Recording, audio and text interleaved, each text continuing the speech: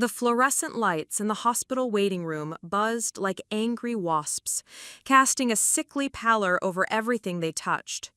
Alina Martinez clutched her purse so tightly her knuckles had gone white, the leather strap cutting into her palm as she watched her husband, David, pace back and forth like a caged animal. His expensive Italian shoes squeaked against the polished linoleum with each turn, a sound that seemed to echo the growing tension in her chest. Preparing and narrating this type of story took us long efforts and hard work, so if you are enjoying the story, please consider subscribing to our channel. "The doctor should have called by now," David mothered, running his hand through his dark hair for the 100th time that morning. His usually pristine appearance was disheveled, his tie loosened, his shirt wrinkled from the sleepless night they'd all endured. "It's been 3 hours since they took her back for more tests." Across from them, David's mother, Margaret Sinclair, sat rigid as a marble statue, her silver hair pulled back in its signature tight chignon, her coral lipstick somehow still perfectly applied despite the chaos of the morning. Her blue eyes, the same shade as David's, but infinitely colder, remained fixed on the double doors leading to the intensive care unit. She hadn't spoken to Alina directly since they'd arrived, communicating only through David as if Alina were somehow invisible. "She'll pull through this," Margaret said, her voice carrying the authority of someone accustomed to having the world bend to her will. "Sinclair women are made of steel. We don't break easily." Alina had married into this family 3 years ago, and she still felt like an outsider looking in through frosted glass. The Sinclairs were old money, the kind that came with sprawling estates in Connecticut, charity galas where champagne flowed like water, and expectations that pressed down on you like lead weights. David's sister Rebecca had been their golden child, the Harvard-educated lawyer who graced magazine covers and dinner party conversations with equal ease. Now Rebecca lay fighting for her life, her kidneys failing from a rare autoimmune disease that had appeared seemingly overnight, turning their perfect world upside down. The waiting room smelled of disinfectant and desperation, mixed with the faint aroma of coffee from the machine in the corner that had been broken for weeks. Alina found herself focusing on these details to avoid thinking about the conversation that had taken place in the hallway 20 minutes earlier, the one that had left her feeling like she was drowning in shallow water. Dr. Harrison had emerged from behind those intimidating double doors with the kind of expression that made everyone's breath catch. His scrubs were rumpled, his usually jovial face grave as he approached our small group. Margaret had risen to her feet immediately, her designer handbag clutched against her chest like armor. "How is she?" David had asked, stepping forward to place himself between his mother and whatever news was coming. "Rebecca's condition has stabilized for now," Dr. Harrison had said, his voice carrying the careful neutrality of someone who delivered life-changing news daily. "But her kidney function has declined significantly overnight. We're looking at complete renal failure within the next few months, possibly sooner."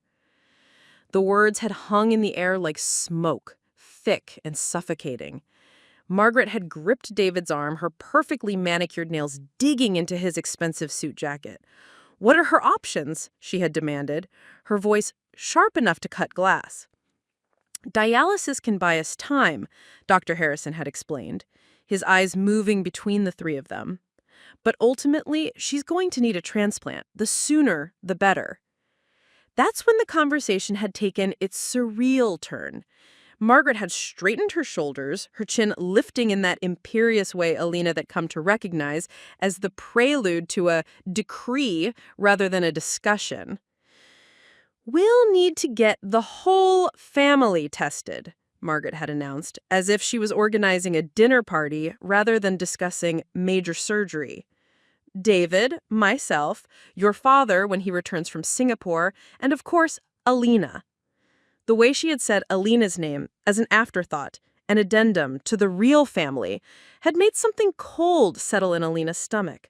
She opened her mouth to speak, but Margaret had continued as if she hadn't noticed. "Family first, Margaret had said, her blue eyes finally landing on Alina with an intensity that felt like a physical weight. That's always been the Sinclair way. Now, sitting in that buzzing waiting room with the broken coffee machine and the smell of other people's fears, Alina replayed those words over and over. Family first. As if being part of a family meant surrendering your bodily autonomy at the altar of someone else's expectations. She loved Rebecca, truly she did. Her sister-in-law had been one of the few Sinclairs to welcome her with genuine warmth, sharing stories over wine about her travels to Southeast Asia, her work with refugee advocacy groups, the small rebellions she staged against their mother's rigid expectations.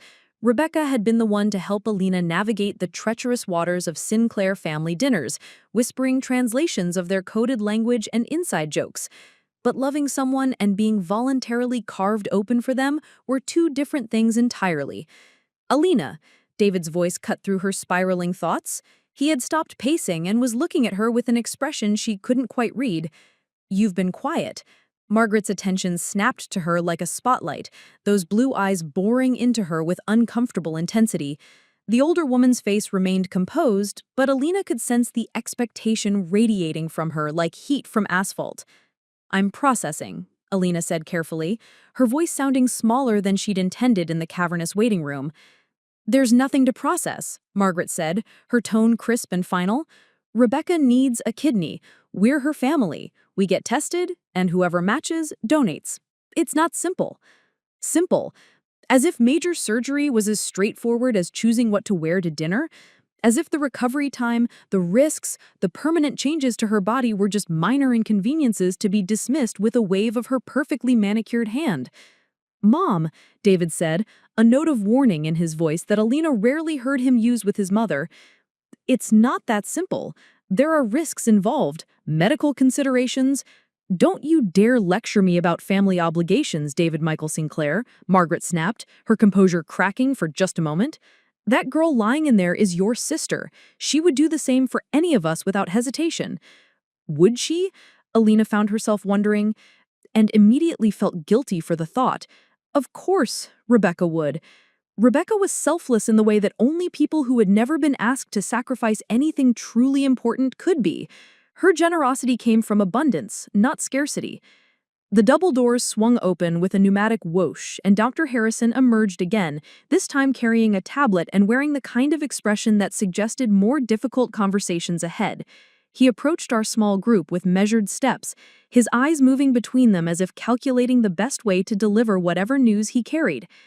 I'd like to discuss Rebecca's treatment options in more detail, and we should talk about the transplant process, what it involves for potential donors. Margaret rose immediately, smoothing her skirt as she moved. David followed, his hand automatically reaching for Alina's elbow to guide her forward. But Alina found herself frozen in place, her feet rooted to the linoleum floor as if gravity had suddenly doubled its hold on her.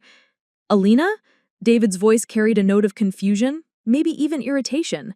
She looked up at him, this man she had married, this man who had promised to love and protect her, and saw something in his eyes that made her chest tighten. Expectation. The same expectation that radiated from his mother, the assumption that her body was somehow community property, available for redistribution based on family need. I need a moment, she whispered, her voice barely audible over the humming fluorescent lights. Margaret's expression sharpened. We don't have time for moments, dear. Rebecca needs us to be strong right now. The word dear dripped with condescension, the same tone Margaret might use with a particularly slow child. Alina had heard that tone before, at charity events where she was introduced as David's wife, rather than by name, at family dinners where her contributions to conversations were met with polite but dismissive smiles, in moments where she was made to understand that her place in this family was conditional and contingent. 5 minutes, Alina said, standing up suddenly enough that her purse tumbled to the floor, its contents scattering across the linoleum. Lipstick, keys, receipts, the small silver compass her grandmother had given her before she died, all of it spread out like evidence of a life interrupted. She knelt to gather her belongings, aware of Margaret's sharp sigh of disapproval, of David's confused stare, of Dr. Harrison waiting patiently with his tablet and his carefully neutral expression. Her hands shook as she stuffed everything back into the leather bag, the silver compass cool against her palm as she closed her fingers around it. Her grandmother's voice echoed in her memory, speaking in the rapid-fire Spanish of her childhood.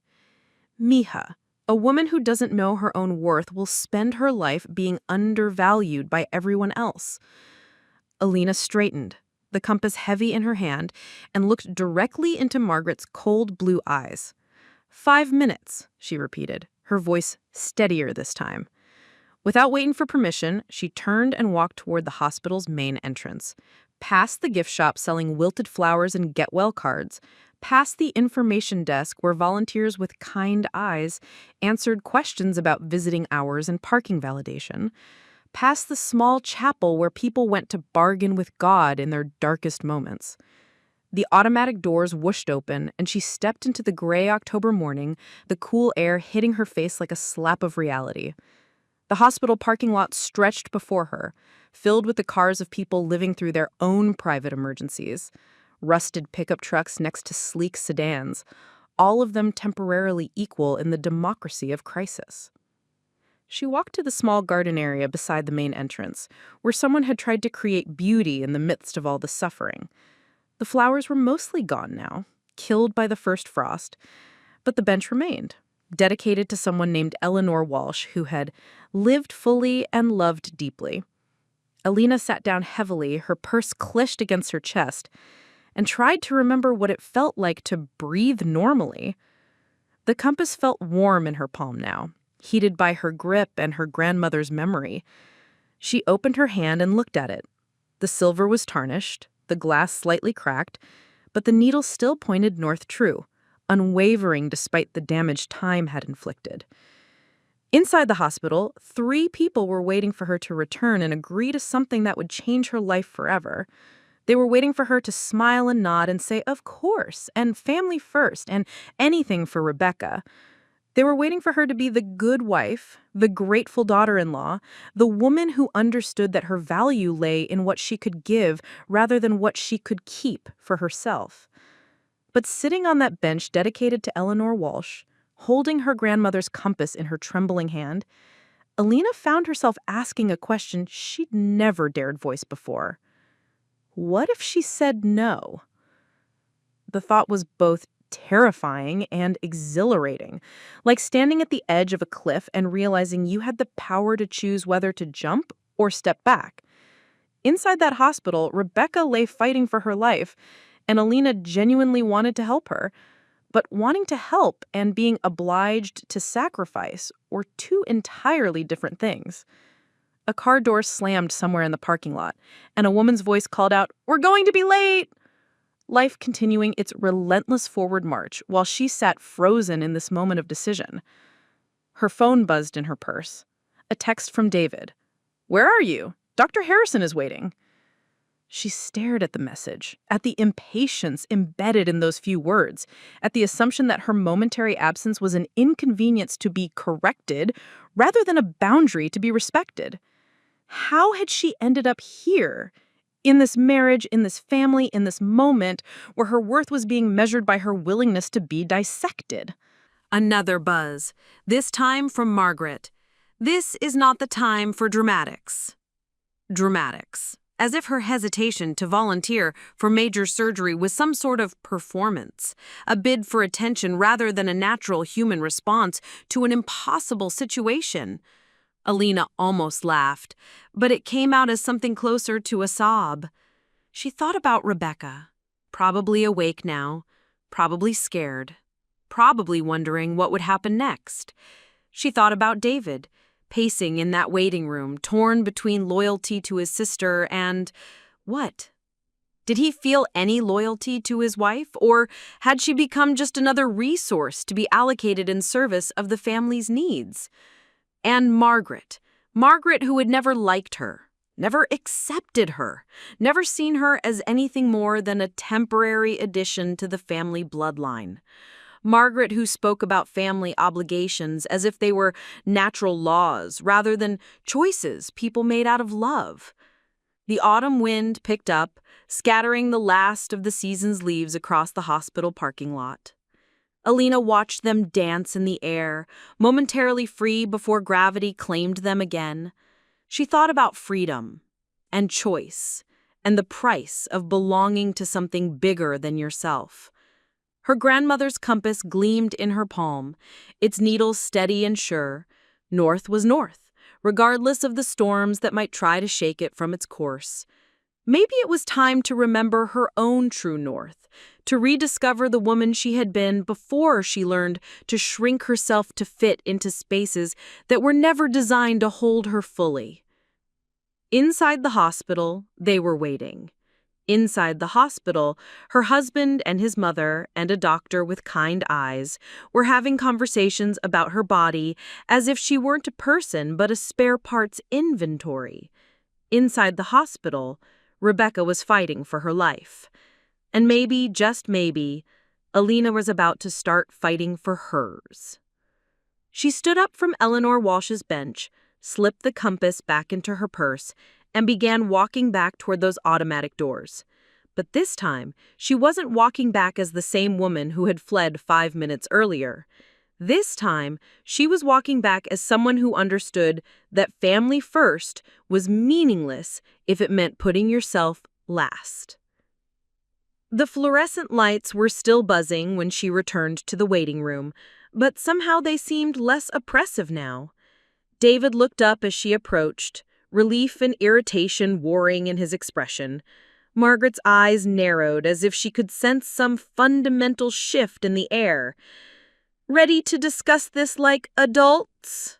Margaret asked, her voice carrying its usual edge of superiority.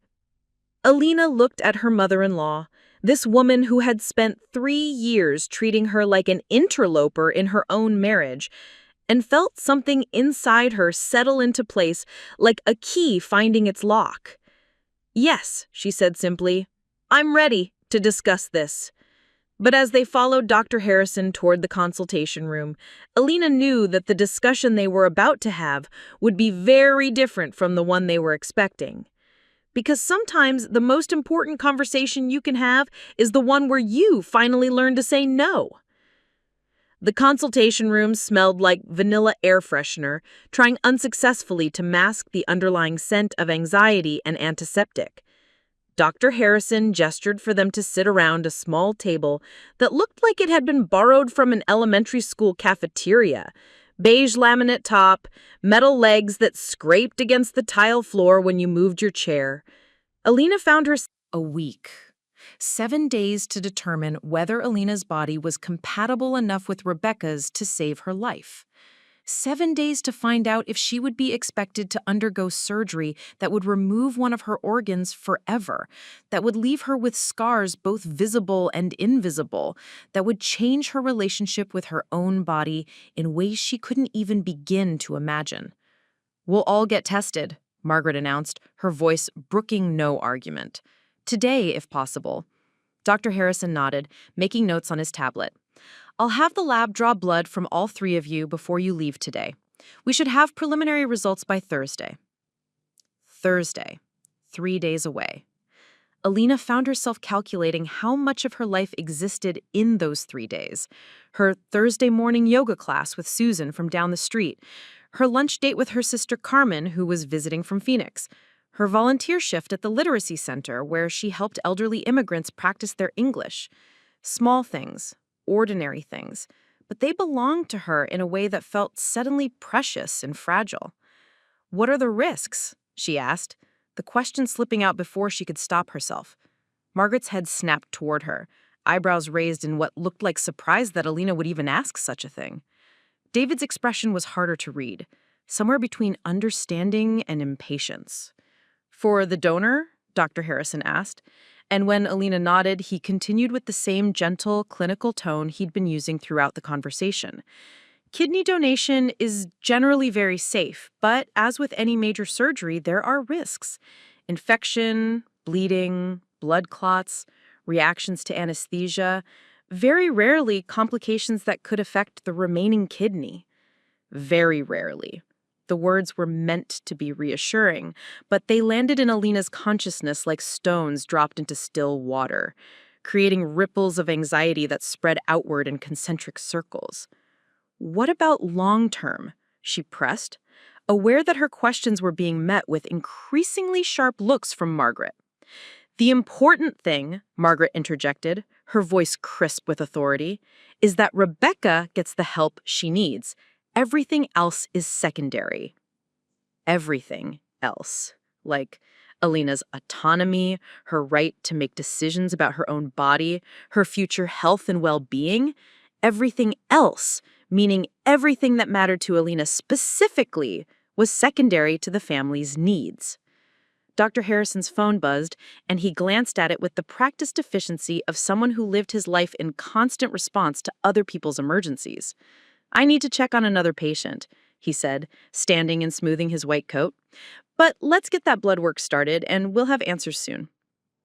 As they filed out of the consultation room, Alina found herself walking behind Margaret and David, watching them move through the hospital corridors with the confident stride of people accustomed to having their needs met, their problems solved, their way cleared by a combination of money and social position and sheer force of will. The lab was on the second floor, and they rode the elevator in silence that felt heavy with expectation and unspoken assumptions. The elevator music, some instrumental version of a song Alina couldn't identify, provided a surreal soundtrack to what felt increasingly like an out-of-body experience. At the lab, they were handed clipboards with forms to fill out: medical history, current medications, insurance information, emergency contacts. Standard paperwork that transformed, cataloging these mundane details as a way to anchor herself in the moment, to keep from floating away on the tide of unreality that seemed to be pulling at her consciousness. Margaret arranged herself in her chair with the precision of someone posing for a portrait, her back straight, her hands folded in her lap, every inch the perfect picture of upper-class composure. David sat beside her, his leg bouncing with nervous energy, his phone face down on the table, but his eyes drifting to it every few seconds, as if expecting news that would change everything. "Before we discuss the transplant process," Dr. Harrison began, opening his tablet and swiping to what looked like a medical chart filled with numbers and abbreviations that meant nothing to Alina, "I want to make sure everyone understands the current situation." He tapped the screen, and a kidney appeared, or rather an artist's rendering of what a healthy kidney should look like, all smooth curves and perfect function. Rebecca's kidneys are operating at approximately 15% capacity and declining rapidly. Without intervention, we're looking at complete renal failure within 2 to 3 months. Margaret's face remained impassive, but Alina noticed her knuckles whiten as she gripped her hands tighter together. David leaned forward, his businessman instincts kicking in, as he processed information with the same intensity he brought to quarterly reports and merger negotiations. "What exactly does that mean in practical terms?" David asked, his voice steady, despite the slight tremor Alina could detect underneath. "It means Rebecca would need to go on dialysis immediately, 3 times a week, 4 to 5 hours per session. Her quality of life would be significantly impacted, and even with dialysis, we'd be buying time rather than providing a long-term solution." Dialysis. Alina had a vague understanding of what that meant: machines doing the work that Rebecca's kidneys could no longer perform. A mechanical relationship with life itself. She tried to imagine Rebecca, vibrant and energetic Rebecca, who ran marathons and climbed mountains and lived her life at full intensity, tethered to a machine for 20 hours a week. And a transplant. Margaret's voice cut through Alina's thoughts like a scalpel. "A successful transplant would give Rebecca her life back," Dr. Harrison said, his expression brightening slightly. "With a good match, she could expect to live a completely normal lifespan, return to all her previous activities, travel, work, everything she did before." A good match. The words hung in the air like a challenge, and Alina felt all eyes turn toward her as if she were a puzzle piece that might or might not fit the picture they were trying to complete. "What makes a good match?" she asked, surprised by the steadiness of her own voice. Dr. Harrison touched his tablet screen again, bringing up a new set of charts and diagrams that looked like something from a high school biology textbook. We look at several factors: blood type compatibility, tissue typing, cross-match testing. The closer the match, the better the outcome and the lower the risk of rejection. And family members are more likely to be good matches? David asked, though he phrased it more like a statement than a question. Generally, yes. Siblings have about 25% chance of being perfect matches, parents about 50% for partial matches. But, Dr. Harrison looked directly at Alina now, spouses can sometimes be excellent matches too. It's not as predictable as we'd like it to be.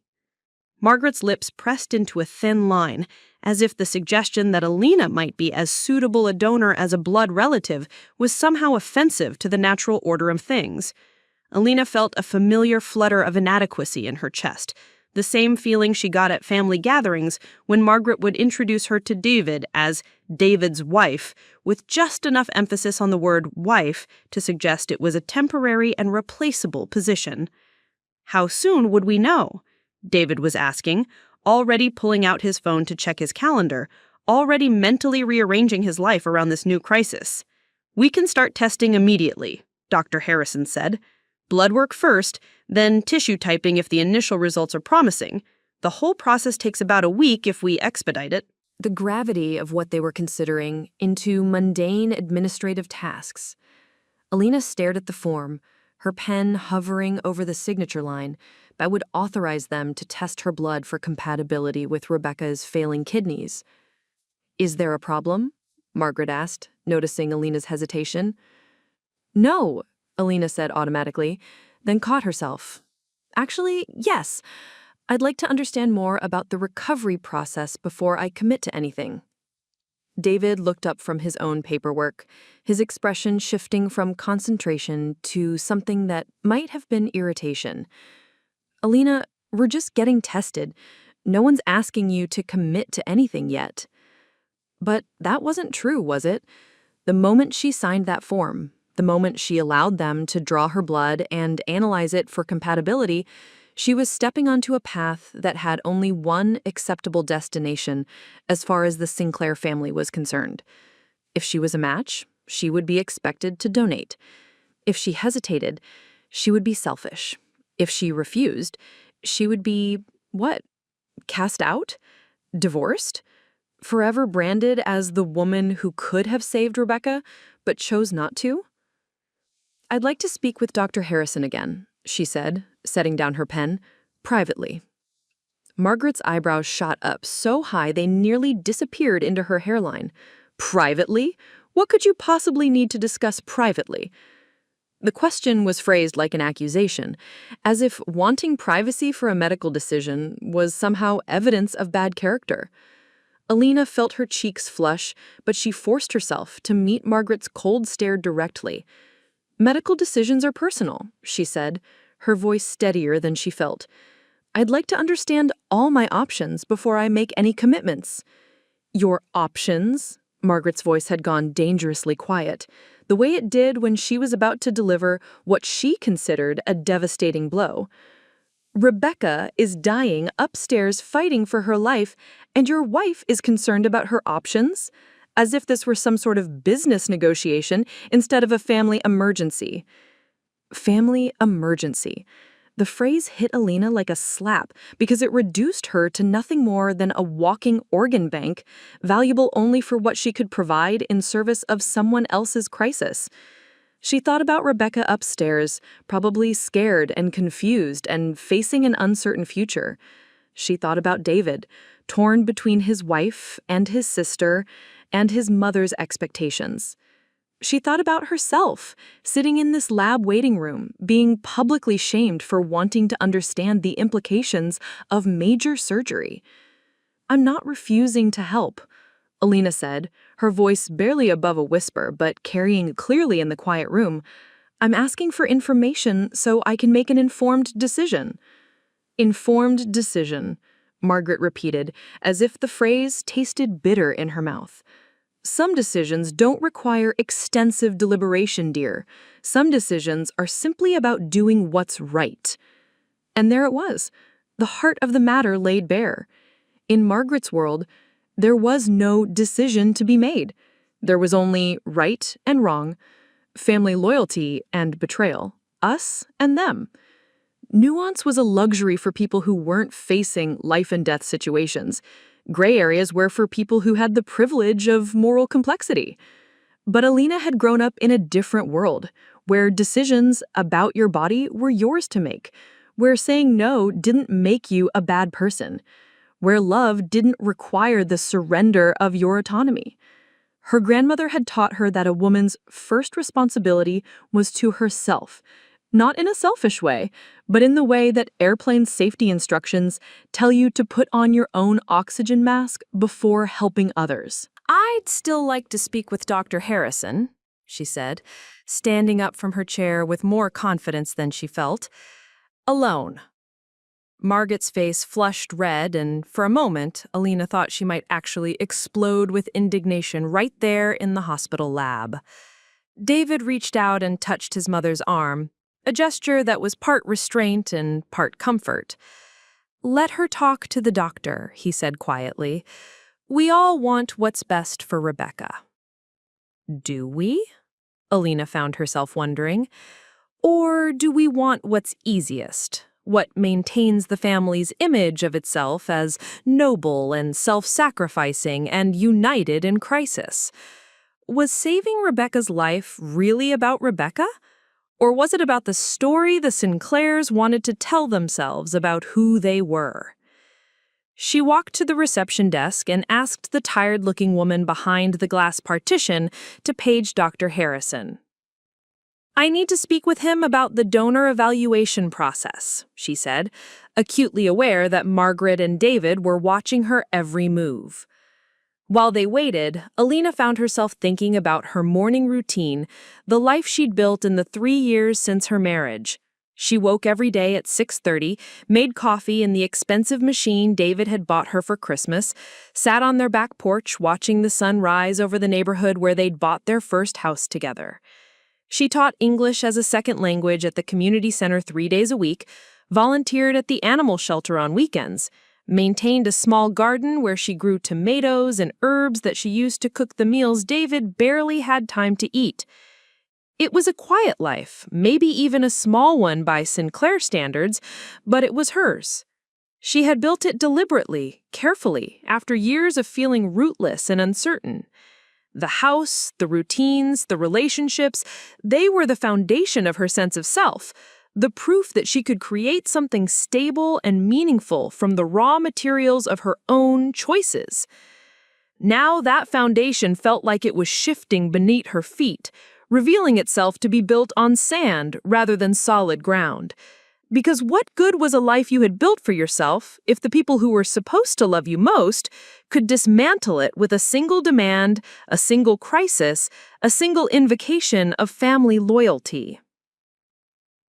Dr. Harrison appeared in the waiting area looking harried but kind, his white coat slightly wrinkled and his stethoscope draped around his neck like a badge of office. He glanced between Alina and the Sinclair family tableau, Margaret rigid with disapproval, David torn between conflicting loyalties, and seemed to understand immediately that this was about more than medical information. "Would you like to use my office?" he asked Alina, and she nodded gratefully. His office was small and cramped, filled with medical textbooks and family photos and a coffee mug that proclaimed him world's okayest doctor. He gestured for her to sit in the chair across from his desk, then closed the door and settled into his own chair with a tired sigh. "This is difficult," he said without preamble. "Family donations always are." Alina felt some of the tension in her chest ease slightly. Here, finally, was someone who understood that this wasn't simple, that the intersection of family relationships and medical decisions created complications that couldn't be solved with good intentions and moral clarity. "But if I am a match and I don't donate?" Alina couldn't finish the sentence. couldn't voice the fear that had been growing in her chest all morning. Then Rebecca goes on the transplant list like thousands of other people waiting for organs, Dr. Harrison said matter-of-factly. It's not ideal, and the wait might be longer, but it's not a death sentence. And more importantly, it wouldn't be your fault. Not your fault. 3 words that felt like absolution, like permission to consider her own needs alongside everyone else's expectations. Alina hadn't realized how badly she needed to hear them until they were spoken aloud in this cramped office that smelled like coffee and textbooks and quiet understanding. The testing process itself is just information gathering, Dr. Harrison continued. You can participate in that without committing to anything, but I want you to know that if you decide donation isn't right for you, that's a valid choice that doesn't make you a bad person or a bad family member. Valid choice. As if her autonomy were something that still existed, something that hadn't been subsumed into the greater good of family loyalty and crisis management, as if she were still the protagonist of her own life rather than a supporting character in someone else's medical drama. "What would you do?" she asked, then immediately felt foolish for asking. "I'm sorry, that's not fair." "It's a fair question," Dr. Harrison said gently, "and honestly, I don't know. I've seen families torn apart by these decisions, and I've seen families brought together by them. What I do know is that the people who make decisions from a place of genuine choice, whether that choice is yes or no, tend to have fewer regrets afterward. Genuine choice. Not the illusion of choice where only one answer was acceptable, but real choice, where either path was valid and supported by the people who claimed to love you." Alina thought about David, waiting outside with his mother, probably wondering what she could possibly need to discuss privately with the doctor. David, who had married her for love, she was sure of that, but who had also married her into a family system where love was conditional on compliance, where belonging required the surrender of individual autonomy. She thought about Rebecca fighting for her life upstairs, probably unaware of the drama unfolding in the lab waiting area. Rebecca, who had always been kind to her, but who had also grown up as the princess of this particular family kingdom, accustomed to having her needs prioritized above everyone else's. And she thought about herself, Alina Martinez, who had become Alina Sinclair, who had traded her grandmother's compass for a place in this family, who had spent 3 years learning to speak their language and follow their unwritten rules and shrink herself to fit into spaces that had never been designed to accommodate her fully. "I'd like to get tested," she said finally, the decision crystallizing in her mind even as she spoke the words. Dr. Harrison smiled, the first genuine smile she had seen from him all day. "That's exactly the right approach," he said, making a note in what she assumed was her file. "Informed consent means you have all the information you need to make a decision that's right for you, not a decision that's right for everyone else." When they returned to the waiting area, Margaret's eyes immediately searched Alina's face for clues about what had been discussed behind closed doors. David stood up quickly, his expression anxious and questioning. "Everything okay?" he asked, and there was something in his tone that suggested he wasn't sure he wanted to know the answer. "I'm ready to get tested," Alina said, picking up her clipboard and pen from where she'd left them on the chair. She signed her name with deliberate care, each letter a small act of reclaiming her agency in this situation. Margaret's shoulders relaxed slightly, but her eyes remained watchful, as if she sensed that Alina's compliance came with conditions that hadn't been fully articulated yet. The blood draw itself was anticlimactic, a few vials of dark red liquid that would be analyzed and compared and reduced to numbers that would determine the next chapter of all of our lives. The phlebotomist, a cheerful woman with cartoon scrubs and gentle hands, chatted about the weather while she worked, seemingly unaware that she was collecting the raw materials for a family crisis. "Results should be available Thursday morning," she said, placing small bandages over the needle sites on each of their arms. "Dr. Harrison will call with the preliminary findings." Thursday morning. Alina found herself both dreading and longing for that phone call. Dreading what it might reveal, longing for the relief of finally knowing where she stood in this impossible equation. They rode the elevator down to the main floor in silence, each lost in their own thoughts. Margaret checked her phone, probably managing some charity committee crisis from her mobile command center. David stared at the floor numbers as they descended, his jaw tight with the kind of tension that meant he was running calculations and contingency plans in his head. "I should get back to the office," David said, as they reached the lobby. "The Morrison deal is supposed to close today, and—" "The Morrison deal?" Margaret's voice cut through his explanation like a blade. "David, your sister is lying upstairs fighting for her life, and you're worried about some business transaction?" David's face flushed red, and Alina recognized the expression, the same one he wore when his mother criticized his priorities or questioned his judgment. It was the face of a 40-year-old man who still felt like a child being scolded for disappointing his parents. "The Morrison deal employs 300 people," he said through gritted teeth. "If it falls through because I wasn't there to—" "There will always be another deal," Margaret interrupted. "There won't always be another Rebecca." The words hung in the air between them, brutal in their finality and their truth. Alina felt something twist in her chest as she watched this familiar family dynamic play out. Margaret wielding guilt like a surgical instrument, David trying to balance impossible demands on his time and attention, everyone's needs competing for the limited resources of love and loyalty. "I'll drive you home," David said to Alina, his voice tight with barely controlled frustration. "Mom, do you need a ride, or—" "I'm staying here," Margaret announced, as if this had always been the plan. Someone should be with Rebecca when she wakes up. Someone. As if David and Alina were optional support staff, rather than family members with their own relationships to Rebecca, their own ways of showing love and concern. As if Margaret's presence was inherently more valuable, more meaningful, more necessary than anyone else's. The drive home was quiet, except for the radio playing softly in the background. Some talk show discussing fall fashion trends, a world away from hospitals and kidney failure and family obligations. Alina stared out the passenger window at the familiar neighborhoods they passed through. Houses where normal families were living normal lives, dealing with normal problems like mortgage payments and parent-teacher conferences and what to make for dinner. Their own house came into view, a colonial revival in a neighborhood that struck the perfect balance between impressive and approachable. Exactly the kind of place a successful young couple would choose to start their life together. The lawn was perfectly manicured by a service David had hired, the flower beds maintained by landscapers who appeared every Tuesday like clockwork. Even their home felt like a performance sometimes, a carefully curated display of what their life was supposed to look like. "I need to make some calls," David said, as they pulled into the garage, already reaching for his phone before the car had fully stopped. "The Morrison thing is going to require—" "David," Alina stopped him mid-sentence. "We need to talk." He looked at her then, really looked at her for the first time all day.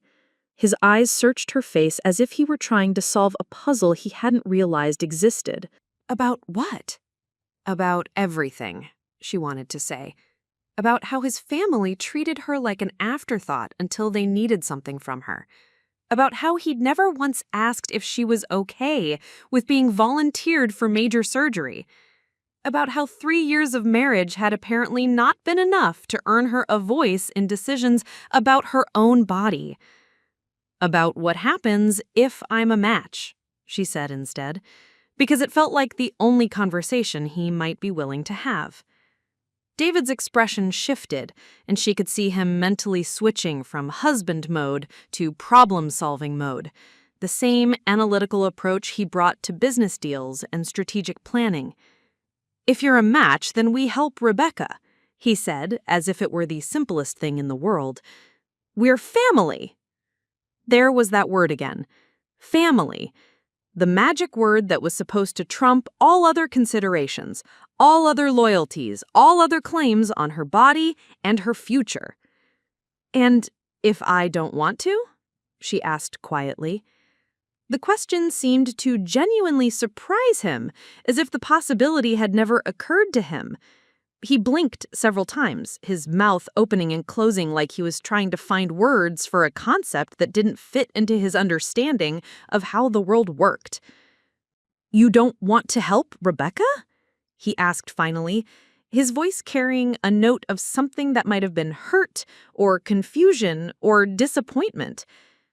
I want to help Rebecca, but I also want to have a choice about how I help her, about whether donating a kidney is something I'm willing and able to do. David stared at her as if she were speaking a foreign language, his expression cycling through confusion and frustration and something that looked almost like fear. Alina, she's going to die without a transplant. How can you even think about saying no? How can you even think about saying no?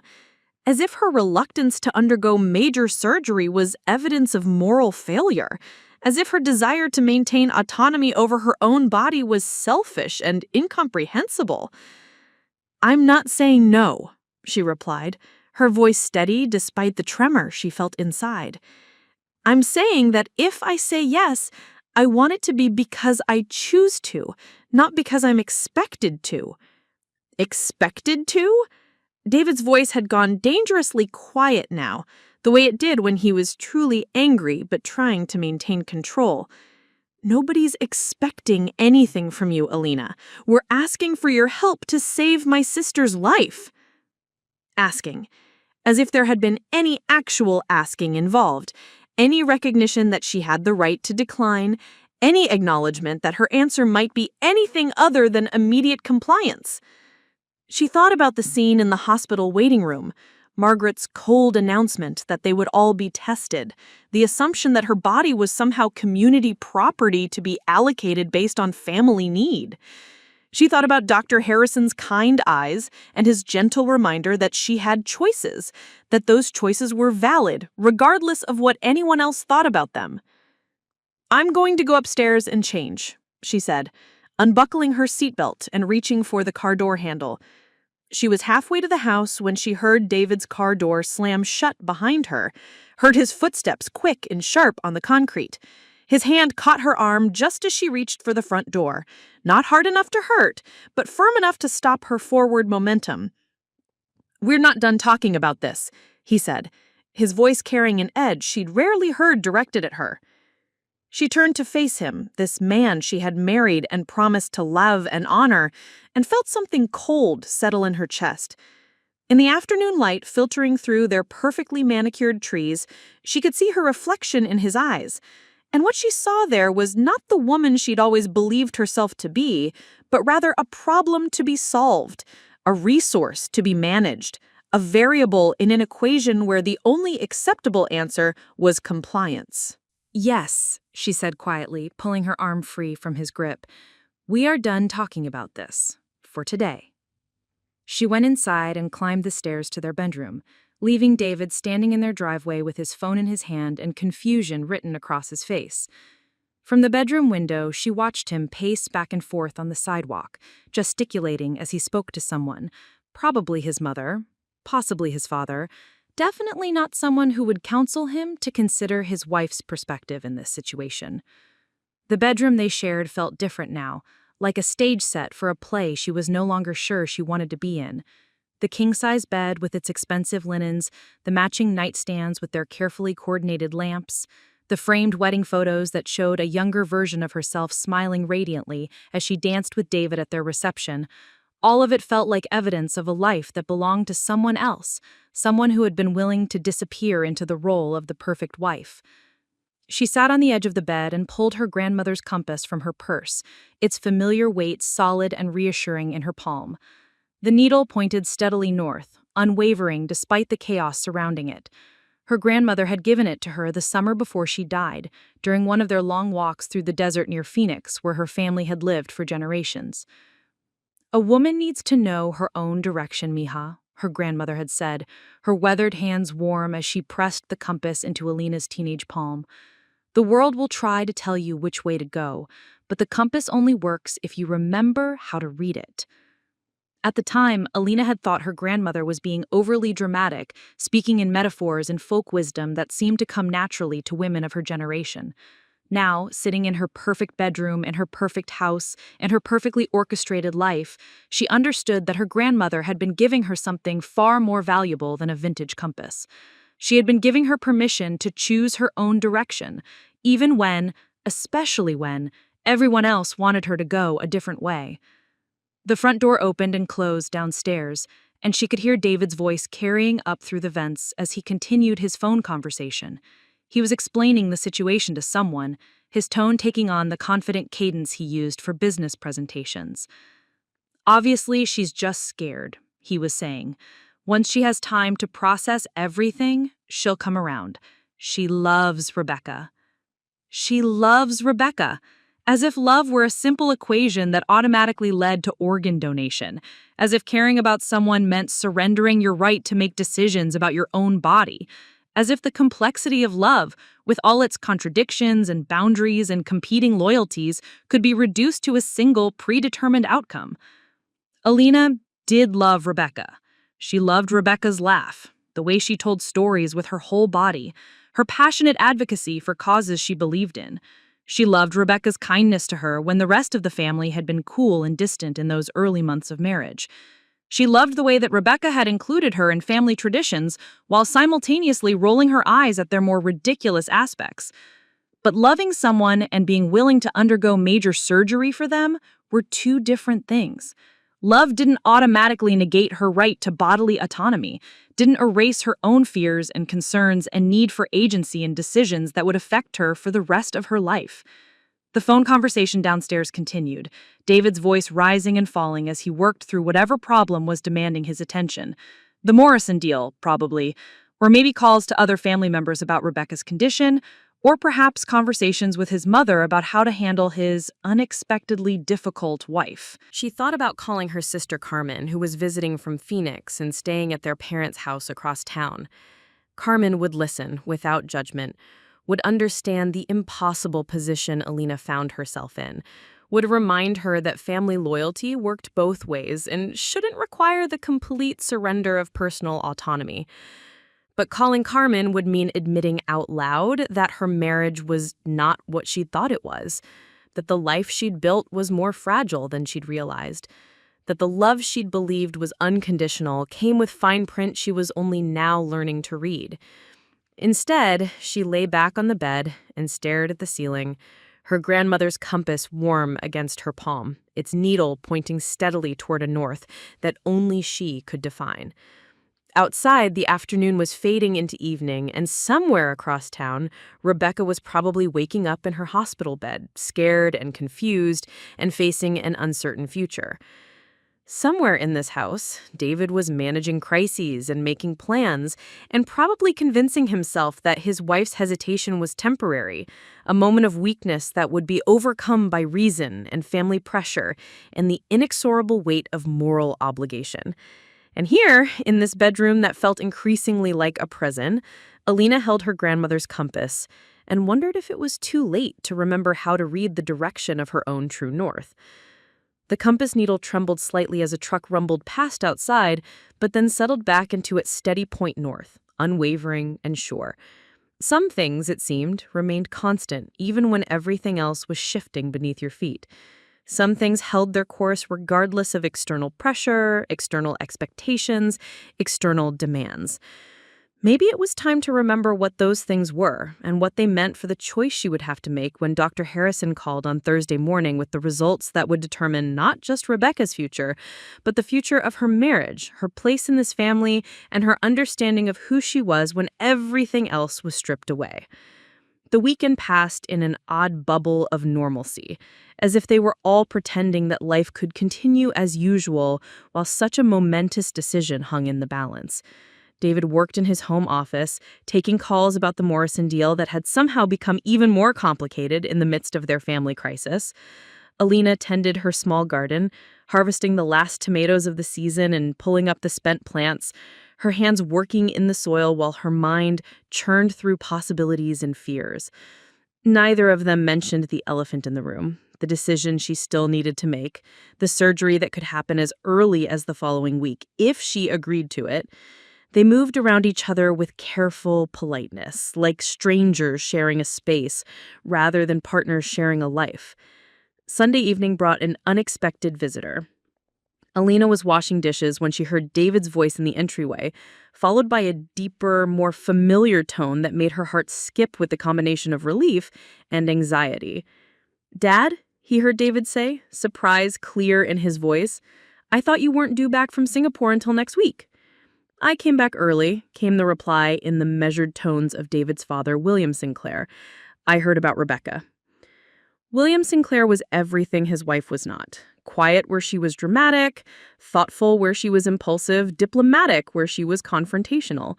He had built the family fortune through careful negotiation and strategic patience rather than the kind of social bulldozing that Margaret preferred. In the 3 years since Alina had married into the family, he had been consistently kind to her in his reserved way, treating her with a formal courtesy that felt more genuine than Margaret's occasional bursts of artificial warmth. Alina dried her hands on the kitchen towel and walked toward the living room, where David was helping his father out of an expensive coat that looked like it had been tailored in London. "Alina," William said, turning to greet her with a tired smile, "I'm sorry to drop by unannounced. I wanted to see how everyone is holding up." There was something in his tone that suggested this wasn't just a casual check-in, that his early return from Singapore had been motivated by more than simple concern for Rebecca's health. "Can I get you something to drink?" Alina offered. "Coffee? I think we have some of that scotch you brought David for Christmas."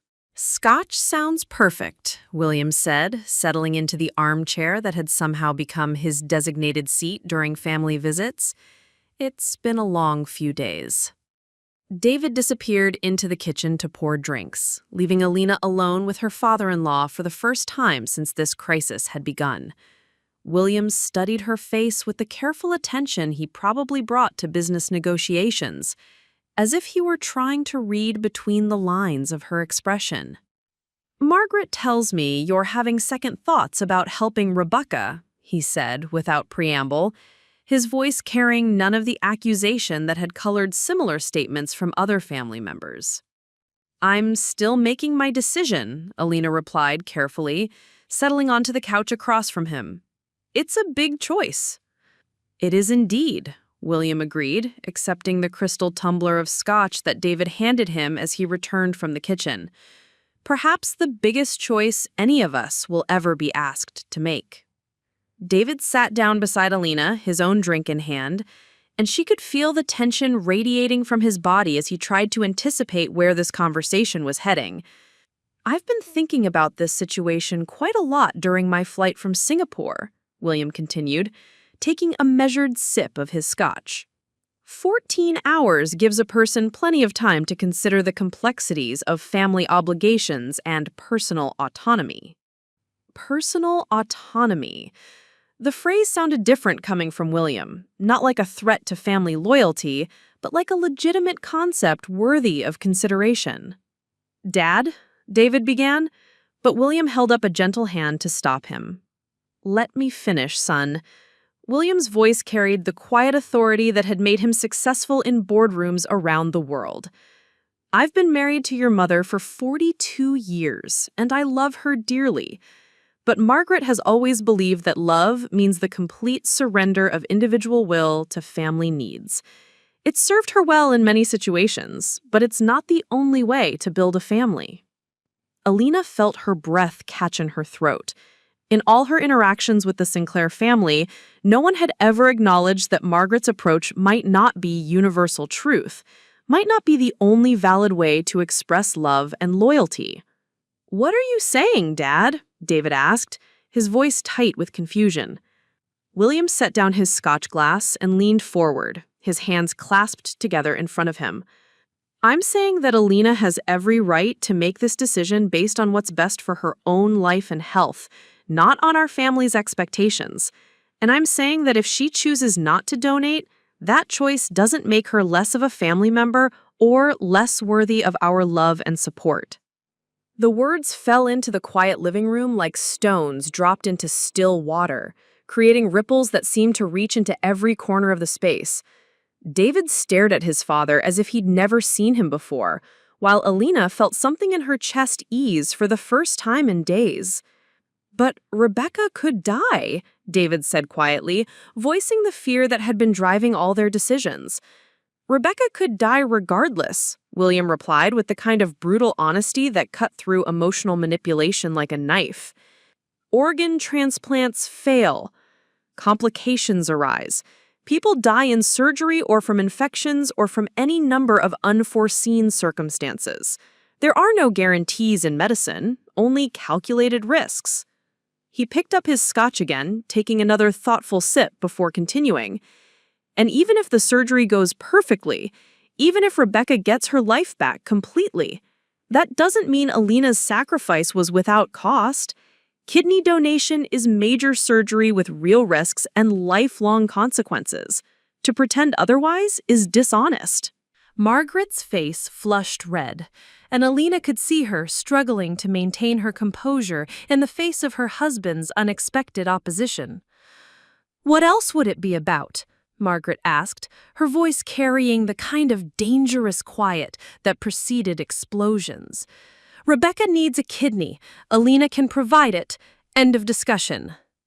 "The discussion," William said, his voice still maddeningly calm, "is about whether we're the kind of family that respects individual autonomy or the kind that demands complete surrender to collective will. It's about whether love means choice or coercion." The words hung in the air like a challenge, and Alina watched Margaret process them with the kind of careful attention she usually reserved for social slights and potential challenges to her authority. "That's a very philosophical way to talk about letting your daughter-in-law die," Margaret said finally, her voice dripping with disdain. "Rebecca isn't my daughter-in-law," William replied without missing a beat. "She's my daughter, and I love her enough to want her to receive help that's given freely rather than extracted through emotional blackmail." Emotional blackmail. The phrase hit the room like a physical blow, making everyone flinch with its accuracy and brutality. "How dare you?" Margaret whispered, her composure finally cracking completely. "How dare you suggest that I'm manipulating anyone? I'm trying to save Rebecca's life." "Are you?" William's question was gentle but relentless. "Or are you trying to maintain control over a situation that's ultimately beyond your control?" Margaret stood up abruptly, her designer handbag clutched against her chest like armor. "I don't have to sit here and listen to this. I don't have to be lectured by my own husband about how to love my children." "No," William agreed, standing as well but making no move to follow her as she headed toward the door. "You don't. But you also don't get to make medical decisions for other adults regardless of how strongly you feel about the outcome." Margaret paused at the living room doorway, turning back to address the room with the kind of dramatic flourish she usually reserved for charity board meetings. "If Rebecca dies because no one in this family had the courage to—" The gray October morning arrived with the kind of drizzle that made everything look filtered through dirty glass. Alina Sinclair sat at her granite breakfast bar, expensive coffee growing cold in her hands, watching shadows dance in their perfectly manicured backyard. She had barely slept, listening to her husband David's peaceful breathing beside her, the deep, untroubled sleep of someone who hadn't yet grasped the magnitude of what was about to unfold. At exactly 9:15, the call that would change everything arrived. "Mrs. Sinclair," Dr. Harrison's voice carried the careful neutrality of someone delivering life-altering news. "I have your test results." David appeared in the kitchen doorway as if summoned, his hair still damp from the shower, his expensive tie draped around his neck like a question mark. His eyes immediately searched Alina's face, looking for clues about what she was hearing. "I'm listening," Alina managed, her voice steadier than she felt. "You're a match," Dr. Harrison said simply. "Not just compatible, you're an excellent match. Your tissue typing is remarkably close to Rebecca's. In fact, it's one of the best compatibility profiles I've seen between non-siblings." Rebecca Sinclair, David's younger sister, was dying. At 28, she faced kidney failure that had progressed rapidly from a seemingly minor infection to end-stage renal disease. The family had rallied around her with the kind of fierce, protective energy that the wealthy Sinclairs brought to every crisis, throwing money at the problem, consulting the best specialists, exploring every possible option except the one that now lay squarely in Alina's lap. "What about David and Margaret?" she asked, referring to her husband and his formidable mother. "David is a partial match. Not ideal, but workable. Margaret, unfortunately, isn't compatible at all. Her blood type rules her out entirely." David stepped closer, his expression shifting from anxious to something that looked almost like relief. "What does that mean, exactly?" "It means Alina would be the best possible donor." Dr. Harrison's voice came through the speakerphone with clinical clarity. "The surgery could be scheduled as early as next week if she decides to proceed." If she decides to proceed. The words felt both empowering and terrifying, a reminder that she still, theoretically, had a choice in this matter. "Of course she's going to proceed," David said, his voice carrying a confidence that made Alina's chest tighten. "When do we schedule the surgery?" "That's up to Alina," Dr. Harrison said gently, and she felt a flutter of gratitude for his refusal to let David speak for her. After hanging up, the kitchen fell into a silence so complete she could hear their expensive wall clock ticking away precious seconds. David stood frozen, his untied tie hanging around his neck like a noose of expectation. "You're the perfect match," he said, finally, wonder creeping into his voice. It's like this was meant to be." Meant to be, as if the universe had conspired to make her body compatible with Rebecca's failing kidneys, as if this were destiny rather than biological coincidence. What followed was a masterclass in emotional manipulation disguised as family concern. Within hours, the Sinclair family machine had mobilized with military precision. Margaret Sinclair, David's mother, and the family's unofficial commanding officer arrived at their home with the kind of purposeful energy that had built the family's considerable fortune and social standing. Margaret swept into their entryway without invitation, armored in an expensive black wool coat and pearls that caught the gray morning light. Her presence filled the space with expectation and barely contained urgency. "Alina, darling," she said, her voice carrying the kind of warmth that felt calculated rather than genuine. "I'm sure you're as relieved as we are about the test results." Relieved, as if learning she was the perfect candidate for major surgery was somehow good news rather than a life-altering complication. "I'm still processing," Alina said carefully, acutely aware that she was now outnumbered in her own home. Margaret's eyebrows rose slightly, as if processing were a luxury they couldn't afford. "Well, we don't have time for extensive processing, I'm afraid. Dr. Harrison says the surgery could be scheduled for next week, which means we need to start preparing immediately." The language was telling. We need to prepare, as if this were a group project rather than a decision that only one person had the right to make. Margaret had already contacted the private surgical suite at Presbyterian Hospital, had already begun making arrangements as if Alina's consent were a foregone conclusion. When Alina dared to suggest that she hadn't actually agreed to the surgery yet, the temperature in the room dropped perceptibly. Margaret's composure cracked, revealing something cold and calculating beneath the veneer of maternal concern. "Do you understand what's at stake here?" Margaret's voice gained momentum, like a train picking up speed. "Rebecca is dying, and you need time to consider whether you'll help her? Rebecca could die while you're considering your options. She could die because you were too selfish to make the obvious choice." Selfish. The word hit like a physical blow, carrying all the weight of Margaret's disapproval and disappointment. Alina, who volunteered at the literacy center, who took care of elderly neighbors, who sent money to her parents monthly despite their tight budget, had never been called selfish. But in Margaret's worldview, any hesitation about donating organs to family members was inherently selfish. The conversation escalated quickly from there. Margaret made it clear that in her mind, there was only one acceptable response to this crisis. Either Alina was family, willing to sacrifice for the greater good, or she was an outsider who had failed the ultimate test of loyalty. According to anyone with a conscience, Margaret snapped when Alina questioned who got to define the right thing. According to anyone who understands what family means. Family as a cudgel, family as a moral imperative, family as the thing that trumped all other considerations, including basic human autonomy. The hierarchy was crystal clear.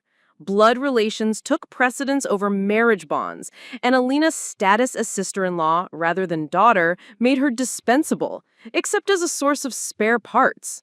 When the pressure became unbearable, Alina did something that surprised even herself. "I think you should leave," she said quietly.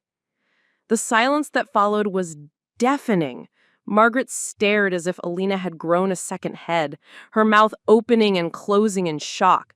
David looked between them, his expression cycling through surprise, embarrassment, and something that looked disturbingly like anger, but not at his mother. "Are you going to let her speak to me this way?" Margaret demanded of her son. "Are you going to let her throw me out of your house while your sister is dying?" David's face flushed red as the war played out in his expression. Loyalty to his wife versus loyalty to his mother. His desire to keep peace versus his need to maintain his position in the family hierarchy. "Alina," he said carefully, his voice carrying a warning, "maybe you should apologize." The words hit like a slap. After everything, after Margaret had barged into their home uninvited, after she had tried to bulldoze through Alina's legitimate concerns, after she had called her selfish for wanting to make an informed medical decision, David wanted her to apologize? "For what?" Alina asked, her voice dangerously quiet. "For being disrespectful to my mother." In those words, Alina heard the death knell of whatever illusion she'd maintained about their marriage being a partnership of equals. She had married David Sinclair, believing they were building something based on mutual respect and support. Now she understood that what she had taken for love might have been something more conditional, more transactional. What followed was a confrontation that laid bare the fundamental fault lines in their marriage. Margaret positioned herself as the reasonable one, trying to help Alina understand what's at stake and see the bigger picture. David found himself caught between two strong women, ultimately siding with the family system that had shaped his entire life. But something unexpected happened in that moment of crisis. Perhaps it was seeing his wife's genuine distress, or perhaps it was recognizing that his mother had overstepped even her considerable bounds. But David finally found his voice. "She is family, Mom," he said quietly, "and family means respecting each other's decisions, even when we don't understand them." For the first time in 3 years, Alina saw a flicker of the man she had married, the one who had wooed her with his independence from family expectations, who had promised their marriage would be different from the suffocating dynamics he'd grown up with. Margaret's departure was theatrical, designed for maximum guilt and minimum ambiguity about her feelings. "Rebecca is asking for you," she said to Alina at the door. "She wants to thank the person who's going to save her life. I suppose I'll have to tell her she's mistaken." After Margaret left, the house felt different, less like a home and more like the aftermath of a natural disaster. David and Alina sat together on their expensive couch, surrounded by the markers of their successful life, and tried to rebuild some semblance of understanding between them. "What are you afraid of?" David asked, and the question caught Alina off guard because it was the first time anyone had asked about her fears rather than her obligations. The floodgates opened then. Alina spoke about her terror of the surgery itself, of complications, of what her life might look like afterward. She talked about being afraid of pain, of recovery time, of having to depend on others when she had always prided herself on independence. But deeper than those practical fears were the existential ones. What happened to their marriage if she donated and something went wrong? Would David resent her for not being the wife he married? Would his family blame her if the transplant failed? Would she be doomed to be the villain in a story where she had never wanted to be a character? David listened with the kind of attention he usually reserved for important business negotiations. And when she finished, he held her close and said the words she had been desperate to hear. "I'm sorry. I got caught up in the crisis and forgot that you're the one being asked to sacrifice here." The situation became more complicated when Alina discovered that Rebecca had already been told the donation was happening. Carmen, Alina's sister, called in distress after receiving a thank you call from Rebecca, who believed the surgery was already scheduled and her sister-in-law had heroically agreed to save her life. This revelation forced Alina to confront the reality that the family had been moving forward as if her consent were guaranteed, creating expectations and obligations that made refusing donation increasingly difficult. Someone, probably Margaret, had already painted Alina's potential sacrifice as a done deal rather than a decision still being made. Determined to take control of her own narrative, Alina drove to the hospital alone to have an honest conversation with Rebecca. What she found was a young woman who looked remarkably good for someone facing kidney failure, dressed in her own pajamas rather than a hospital gown, full of gratitude for a gift that hadn't actually been offered yet. "I wanted to thank you," she said, her face lighting up when Alina entered the room. The conversation that followed was perhaps the most honest exchange Alina had experienced with any member of the Sinclair family since this crisis began. When Alina explained that she hadn't actually agreed to donate yet, Rebecca's confusion was genuine and heartbreaking. But what surprised Alina was Rebecca's response once she understood the situation. Unlike her mother and brother, Rebecca didn't immediately launch into guilt trips or moral arguments. Instead, she listened as Alina explained the pressure she was feeling, the way the family's expectations had made her feel like a bad person for not immediately agreeing to surgery. "You're not a bad person if you say no," Rebecca said, tears streaming down her cheeks, but her voice steady. "You're not responsible for my disease, and you're not obligated to cure it." The words felt like absolution, permission to be human rather than saintly, to have limitations and fears, and the right to make decisions based on her own well-being rather than other people's expectations.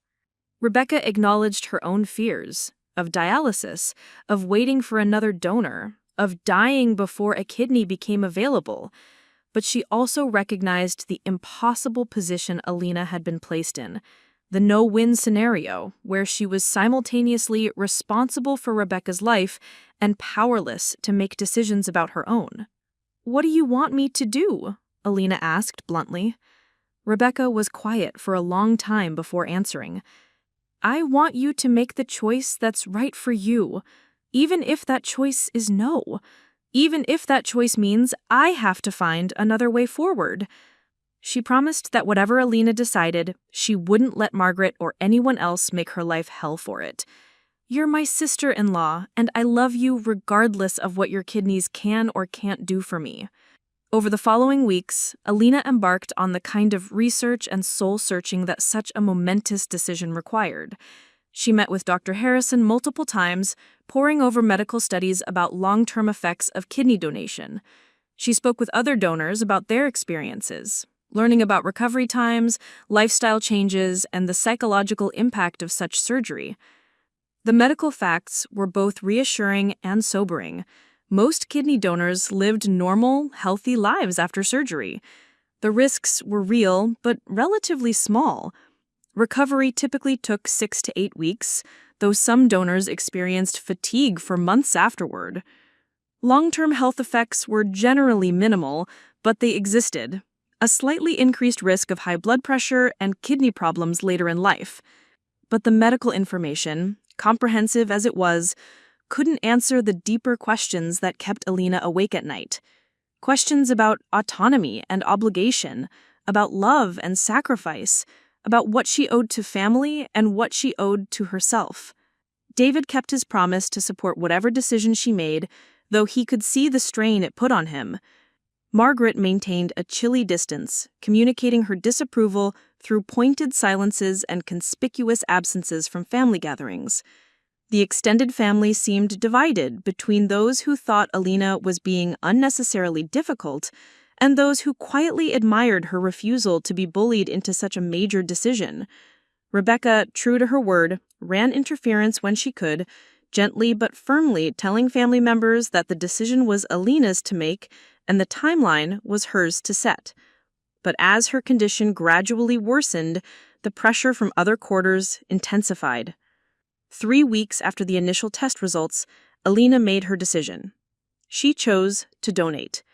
Not because of family pressure or guilt trips or moral obligations, but because, after careful consideration of all the factors involved, it felt like the right choice for her.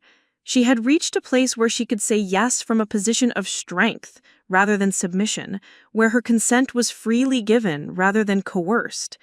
The surgery was scheduled for a Tuesday morning in November, exactly 1 month after Dr. Harrison's first phone call. Alina spent the weekend before in quiet preparation, making arrangements for her recovery, organizing their home, and having final conversations with the people who mattered most to her. The night before surgery, she and David lay in bed, talking about their future, about how this experience had changed them both, about what they had learned about themselves and their marriage. David apologized again for his initial response, for the way he had prioritized family expectations over her autonomy. "I thought I had escaped the family patterns," he said. "I thought I was different from my father, from the way I was raised. But when the crisis hit, I fell right back into old habits." Alina appreciated his honesty, his willingness to examine his own behavior and commit to doing better. The crisis had revealed fault lines in their marriage that they would need to continue working on, but it had also shown them what they were capable of when they functioned as true partners. The surgery itself went smoothly. Both kidneys functioned well immediately, and Rebecca's recovery was remarkably swift. Within days, her color improved, her energy returned, and the shadow of illness that had hung over her for months began to lift. Alina's recovery was more challenging. The physical pain was manageable with medication, but the emotional complexity of what she had done took longer to process. She found herself cycling through unexpected feelings: pride and regret, satisfaction and loss, love and resentment sometimes, within the span of a single hour. The family dynamic shifted in subtle but significant ways. Margaret never directly apologized for her behavior during the crisis, but she seemed to recognize that she had overstepped. Her interactions with Alina became warmer, more respectful, though always carrying an undertone of awareness that their relationship had been fundamentally altered. Some family members treated Alina with a kind of reverent gratitude that made her uncomfortable, as if her decision to donate had transformed her into a saint, rather than simply a person who had made a difficult choice. Others seemed to view her sacrifice as having settled some kind of debt, giving them permission to return to taking her for granted. Rebecca, perhaps because she understood the true cost of what Alina had done, was the most thoughtful in her gratitude. She made it clear that she understood the gift she had received, not just in terms of the kidney itself, but in terms of Alina's autonomy and choice.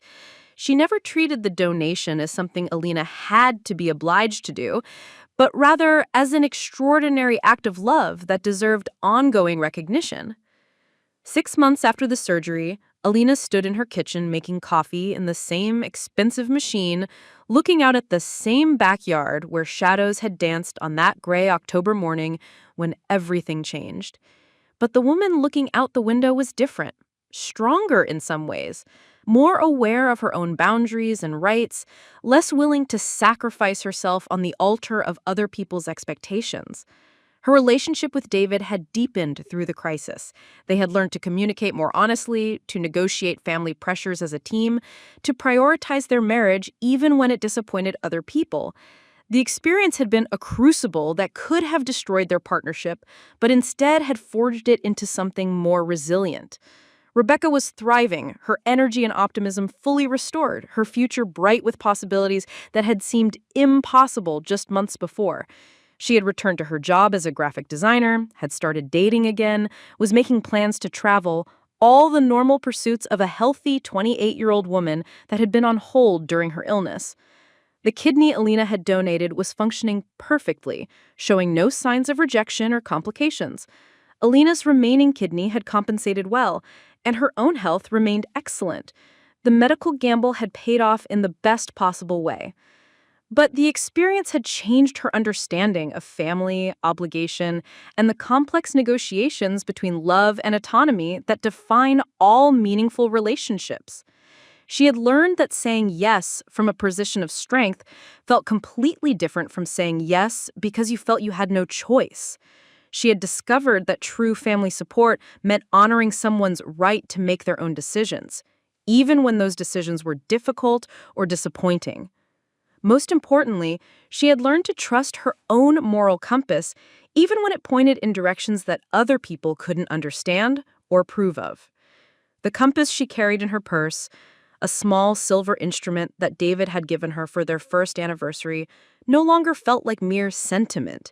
It had become a symbol of her commitment to finding her own true north, regardless of the magnetic pulls of other people's expectations. The decision to donate had created ripple effects that extended far beyond the immediate family circle. Carmen, Alina's sister, had watched the entire drama unfold with growing admiration for her younger sister's strength and autonomy.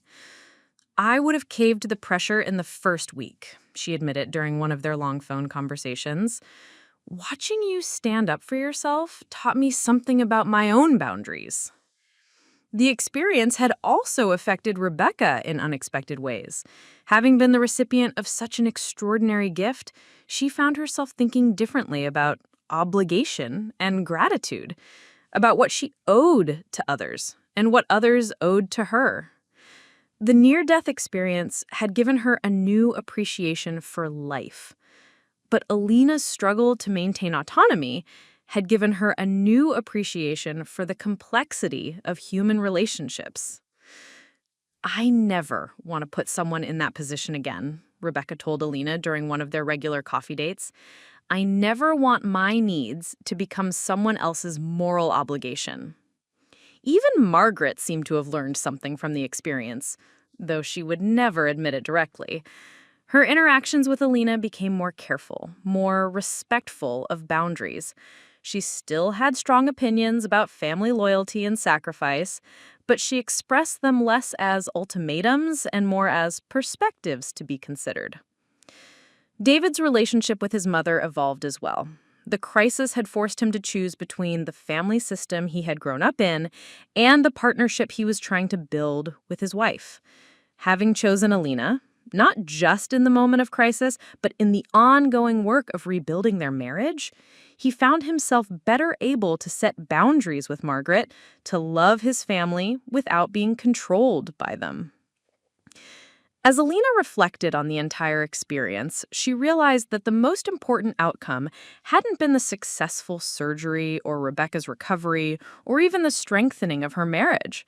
The most important outcome had been her own discovery that she had the right to make difficult decisions about her own life, even when those decisions affected other people, even when other people disagreed with or disapproved of her choices. The pressure to donate had been real and intense, but it had also revealed something crucial about the difference between love and obligation, between genuine family support and emotional manipulation. True love, she had learned, doesn't demand sacrifice without consent.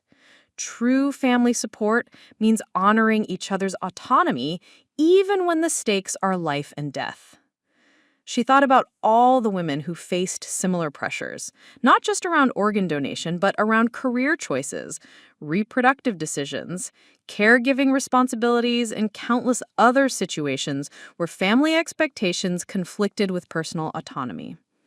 How many of them gave into pressure because they couldn't imagine another way? How many sacrificed themselves not out of genuine choice, but out of fear of being labeled selfish or difficult or unfamily-like? The experience had taught her that there was a crucial difference between choosing to sacrifice and being expected to sacrifice.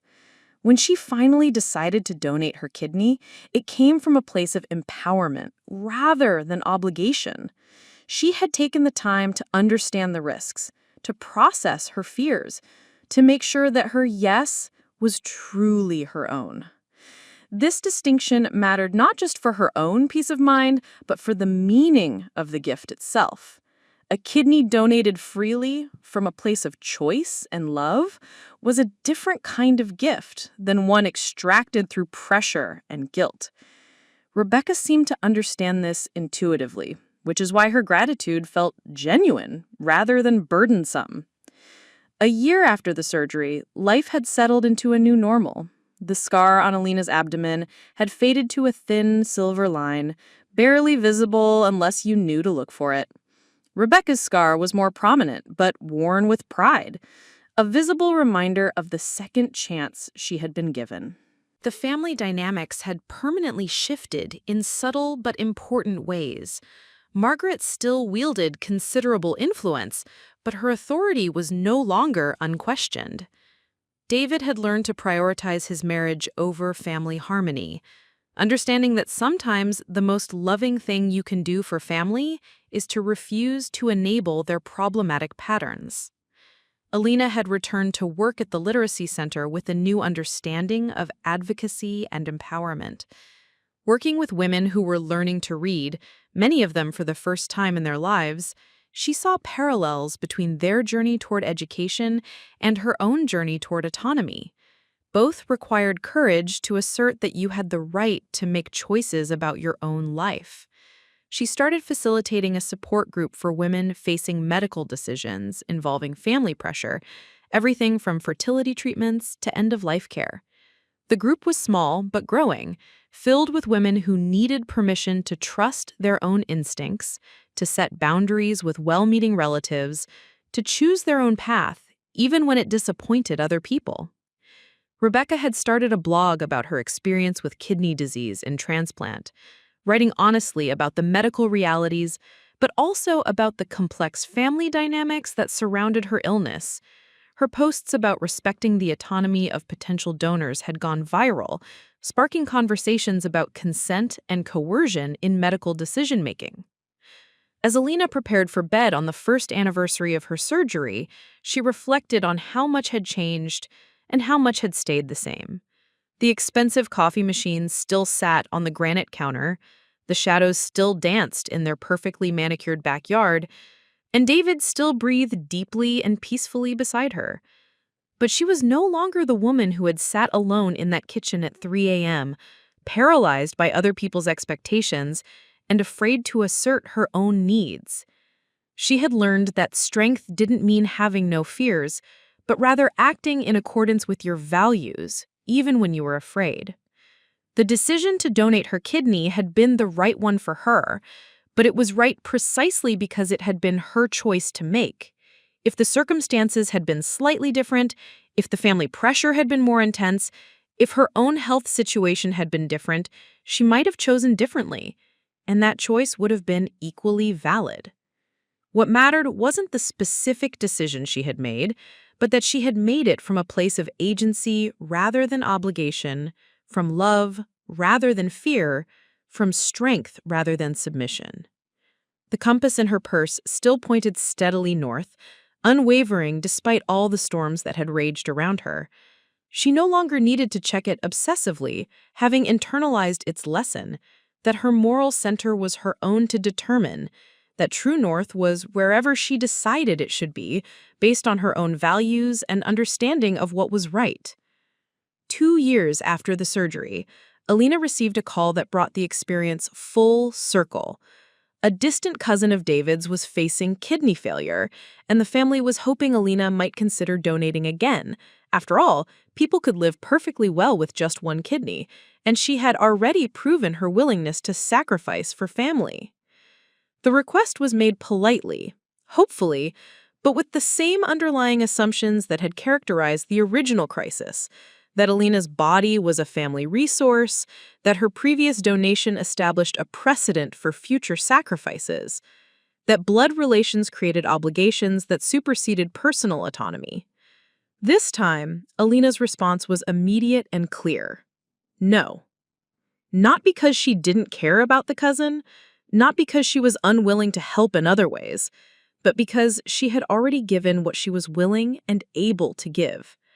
One kidney was her gift to Rebecca, freely chosen and lovingly given. Her remaining kidney was hers to keep. The family's reaction was mixed. Some respected her boundary immediately, understanding that one extraordinary sacrifice didn't obligate her to a lifetime of them. Others expressed disappointment, confusion about why she would help Rebecca, but not this cousin.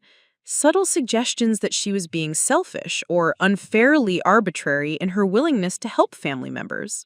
But Alina weathered the criticism with equanimity, secure in her understanding that she had the right to make decisions about her own body based on her own values and circumstances.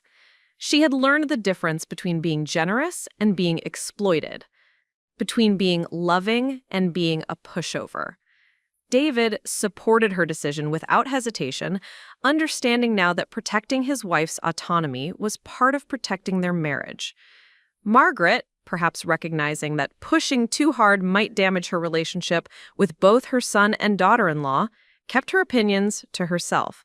Rebecca, now thriving 2 years post-transplant, was perhaps the most supportive of Alina's decision to refuse the second donation. "You saved my life," she told Alina during one of their regular coffee dates. "That doesn't make you responsible for saving everyone else's." As Alina reflected on the entire journey, from that first phone call from Dr. Harrison to her recent refusal to donate again, she understood that the most valuable thing she had learned wasn't about medicine or family dynamics or even sacrifice. It was about the fundamental importance of consent, of the right to make decisions about your own body and life, of the difference between choosing to give and being expected to give. The experience had taught her that love doesn't demand sacrifice without consent, that true family support means respecting each other's boundaries, and that saying no to one request doesn't negate the value of previous yeses. She had learned to be generous without being exploited, loving without being controlled, family-oriented without sacrificing herself. These were lessons she carried forward into every aspect of her life, lessons that made her a stronger wife, a better sister, a more effective advocate for other women facing similar pressures. The gray October morning when everything changed had become a distant memory, but the woman who had emerged from that crisis was still present in every choice she made, every boundary she set, every time she trusted her own judgment over other people's expectations. Her compass pointed steadily north, and now she knew that she could trust it to guide her wherever she needed to go. Preparing and narrating this type of story took as long efforts and hard work, so if you are enjoying the story, please consider subscribing to our channel.